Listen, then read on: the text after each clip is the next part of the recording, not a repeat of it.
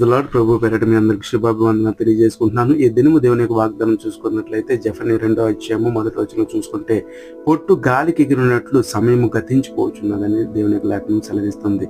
అయితే ఎందుకు ఆ మాట చెప్పబడుతుంది అంటే, మనం సమయం అంతా కూడా మనకి ఇచ్చిన ఆయుష్ కాలము చాలా తక్కువ. బలం ఉంటే 70 సంవత్సరాలు, అధిక బలం ఉంటే 80 సంవత్సరాలు, అంతకుమించి అయితే కనుక మనం బతకలేమని దేవుడే చెప్తున్నాడు. ఇక్కడ ఉన్న పరిస్థితులు కూడా చూస్తున్నాం. ఎందుకంటే ఫుడ్లో కూడా శక్తి లేదు, అన్ని కల్తీలు ఎక్కువైపోయి యొక్క శక్తి లేక చాలా మంది నీరసించిపోయి హాస్పిటల్లో చాలా మంది రోగ రుగ్మతలతో బాధపడుతూ ఉన్నారు. అయితే ఆ కొద్దిపాటి సమయంలో మీరు ఏం చేస్తున్నారు? మీరు నిజ దేవుణ్ణి తెలుసుకుంటున్నారా? దేవుని దగ్గరకు వస్తున్నారా? ఆయన యొక్క రాజ్యంలో ప్రవేశించడానికి ఏమాత్రమైన ప్రయాసపడుతున్నారా?